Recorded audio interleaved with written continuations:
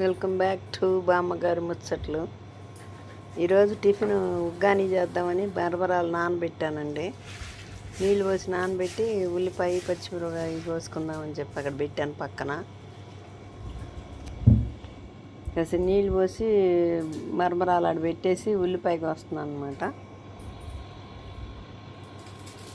ఉల్లిపాయ టమాటా ఒక పచ్చిమిరపకాయ కోసేసి ఉగ్గాని చేద్దామని ఈరోజు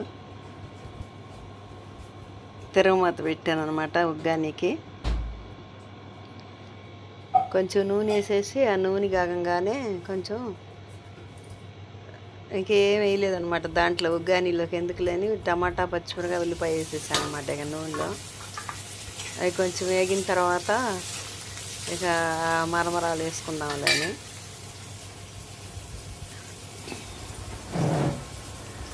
ఈలోపు ఆ ఉల్లిపాయ వేగేలోపు దోసకాయ పప్పు వండుదామని అది కూడా రెడీ చేసుకుంటున్నాను అనమాట. దోసకాయ పప్పుకి ముక్కలు కోసి ఆడ పెట్టుకొని ఉగ్గాని అవ్వగానే ఈ పప్పు కూర కూడా వేసేద్దామని రెడీ చేస్తున్నాను అనమాట. బాగా శుభ్రంగా నీళ్ళల్లో వేసి అవి కూడా కడిగి ముక్కలు కోసి పెట్టుకుందామని. ఇక అది తిరగమాత వేగిందని చెప్పి మరమరాలు శుభ్రంగా నీళ్ళల్లో పిండి దాంట్లో వేసేసాను అనమాట. ఇంకా ఉగ్గాని రెడీ అయిపోయింది. ఉగ్గాని అయిపోయింది అనమాట. తర్వాత అది తీసేసి పప్పు వేసాను అనమాట. దోసకాయ పప్పు కానీ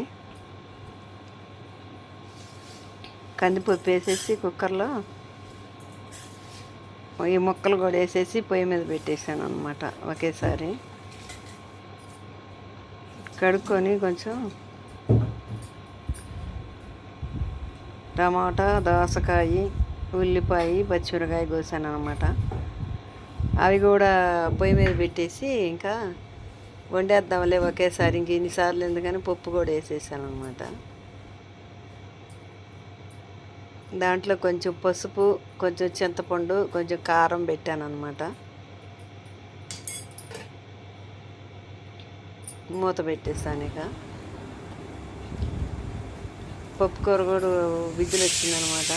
కట్టేసాను.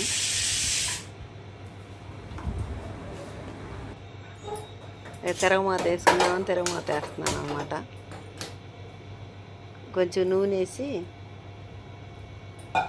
నూనె కాగనిచ్చి కొంచెం ఆవాలు జీలకర్ర చిన్నుల్లిపాయలు వేసుకున్నాం. కరివేపాకు వేసుకున్నాం.